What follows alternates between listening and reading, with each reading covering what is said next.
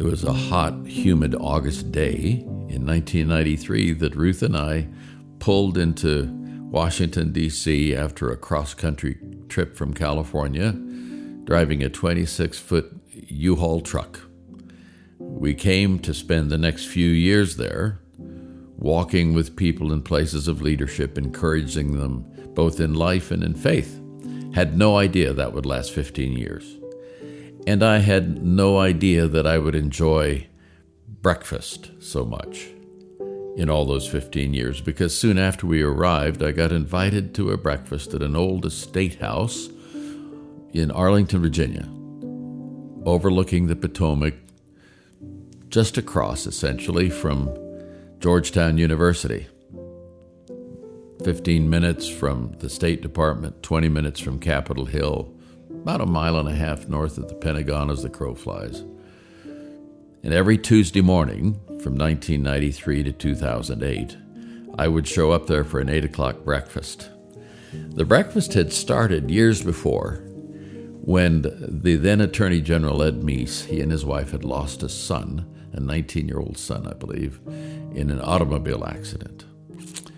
And during that time of grief, in those 1 or 2 years that followed, a friend invited my friend Ed to meet with the chairman of the Joint Chiefs and one other person in just a little breakfast gathering on Tuesday mornings. Over the years, that had expanded to include other people, former government leaders, and several ambassadors. So when I showed up in 1993, there were about 20 men, essentially, some women, but mostly men, who met for that 8 o'clock breakfast at that old estate house. There were several memorable breakfasts. And I like breakfast just to start with, but to have breakfast with friends like that is just terrific. And there were several really poignant, memorable ones. But this one in particular happened on a pristine September morning. The sky was clear in Washington, D.C. The humidity had gone. It was the sky was what I would call robin's egg blue. And we were sitting there together, having just sort of wrapping up that breakfast. It was a little bit before 9 o'clock, and somebody came running out of the kitchen saying something terrible has happened in New York City.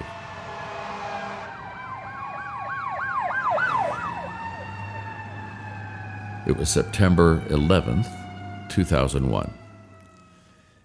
And as I speak this to you, we are commemorating 20 years later that date. We jumped up from the table. Most of us pressed into what was called the library, where there was a television. And I was standing by an ambassador from a large North African country when the second plane hit the second tower, the South Tower. And he exclaimed, "Oh my God." And he ran out, got in his car with his driver. They went back to the embassy. We did not have very good relations with his country, but his president was the first person to call our president, George W. Bush, that afternoon saying, "We want to help in any way we can." This was the sequence that morning. At 8:46 a.m., American Airlines Flight 11 crashed into the North Tower. At 9:03, United Airlines Flight 175 crashed into the South Tower. At 9:37, American Airlines Flight 77 crashed into the Pentagon. And at 10:03, United Airlines 93 crashes in a field in Shanksville, Pennsylvania. In 1 hour and 17 minutes, the world, not just our world, the world was changed forever. The cost was enormous. Oh, the structural damage and price of property loss was $10 billion in property, but that wasn't the real price. The real price were over 25,000 injuries and 2,977 deaths, victims killed by 19 terrorists. more than 90 countries out of the 200 independent countries in the world were affected. They lost citizens on that day. You had three things in play that day: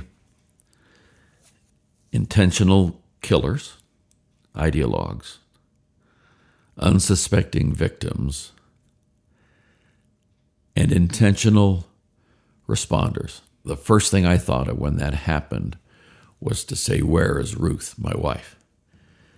Once I had located her, we headed home about 20 minutes from that estate home that I was talking about.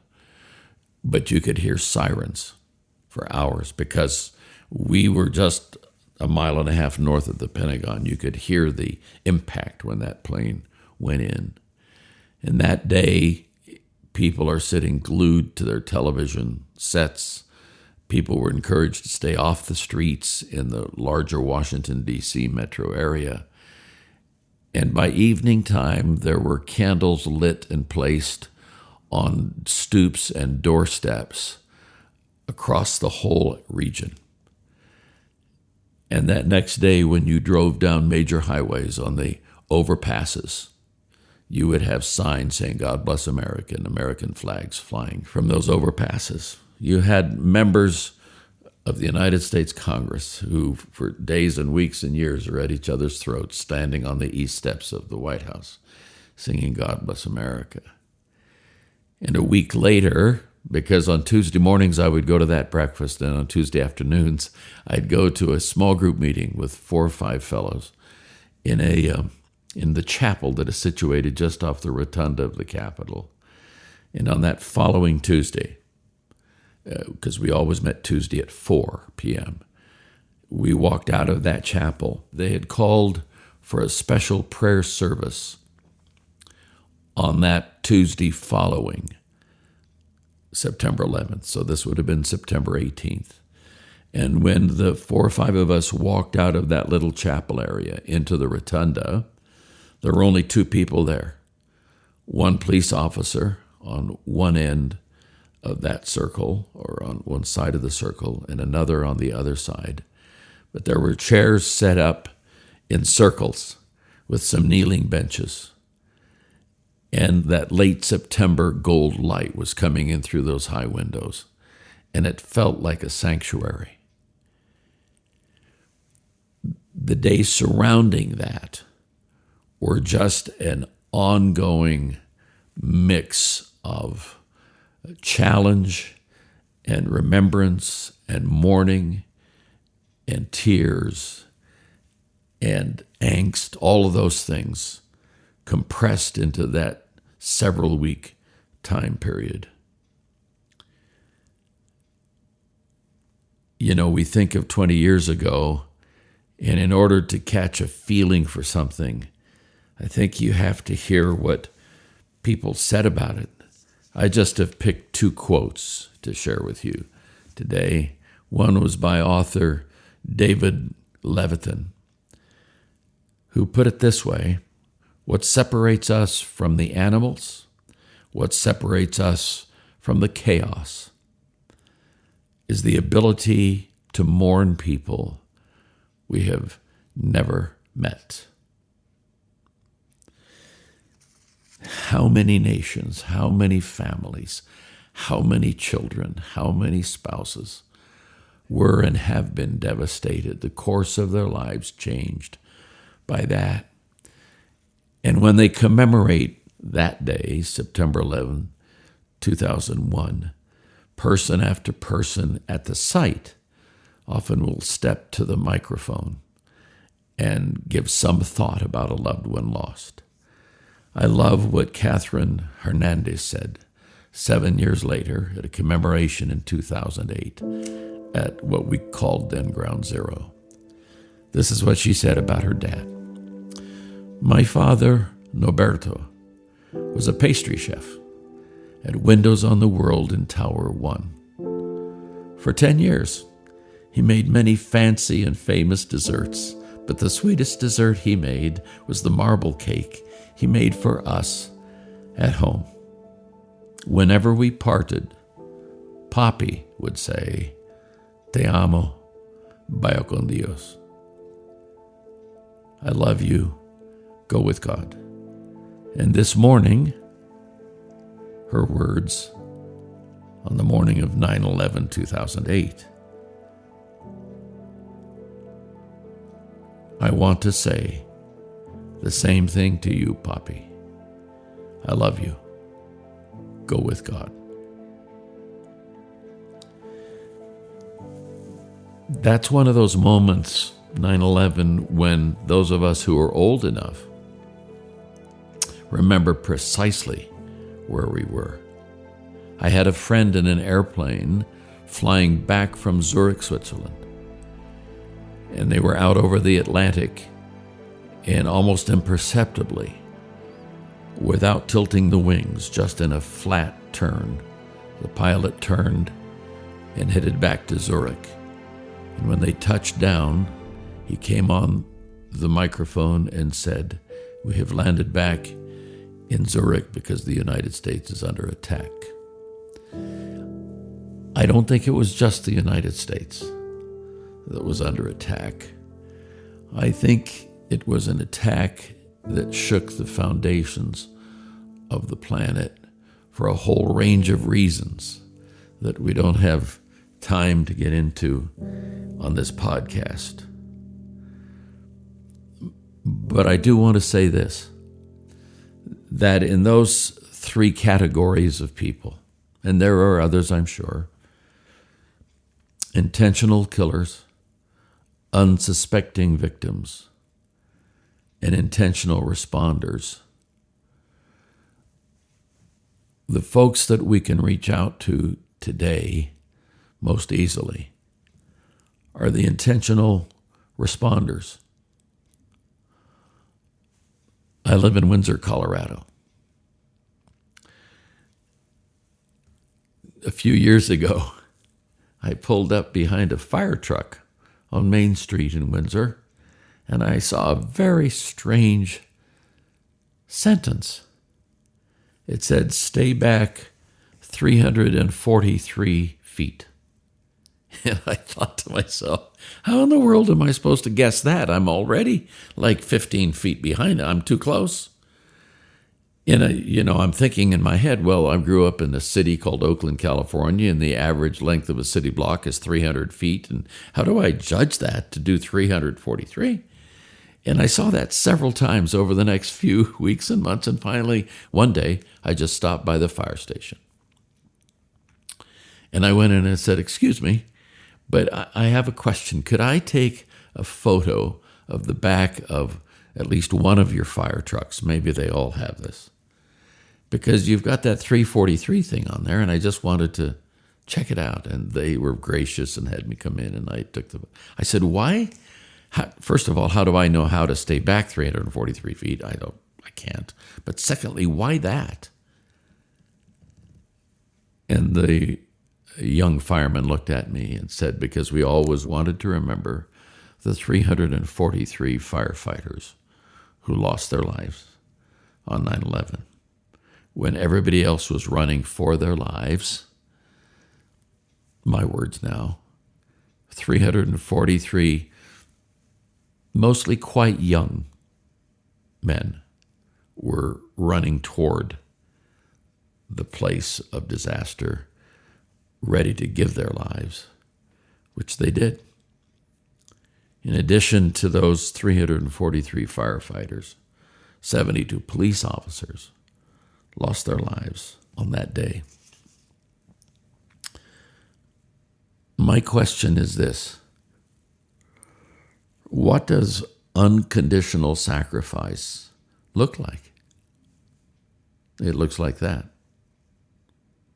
People running toward the conflagration, people running toward collapsing buildings, people running toward the mayhem.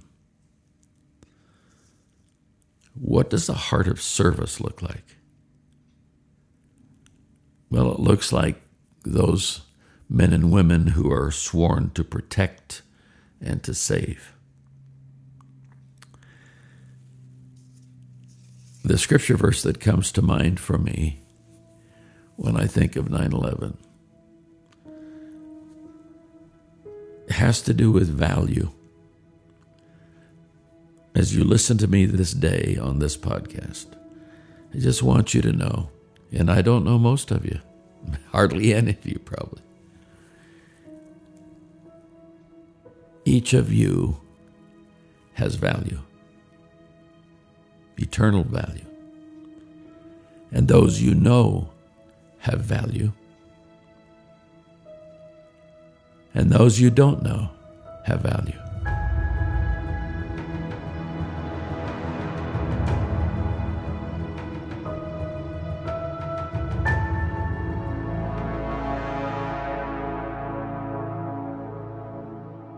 Those of us who read scriptures, whether the Old Testament, Torah, prophets, Psalms, or New Testament, what we call the Bible, many of us know what is called the Great Commandment. That you shall love the Lord your God with all your heart, soul, mind, strength, your whole being. The second is like it, and love your neighbor as yourself. Until 9/11, 2001, I always saw that as the Great Commandment. On that day, watching the horror, experiencing some of the horror of that day, I saw that it can only be a commandment if one is designed for it. Because in those floors in the Twin Towers, in those top floors where people were trapped and never made it out, two kinds of calls were being made. One was, God help me. And the other was, honey, I don't think I'm going to make it. I understood on that day that that's my design. I'm designed for those two calls, because those two recipients of my calls give me value. They are in no small part, maybe completely they are, what gives me the value that I experience, the value that I come to know.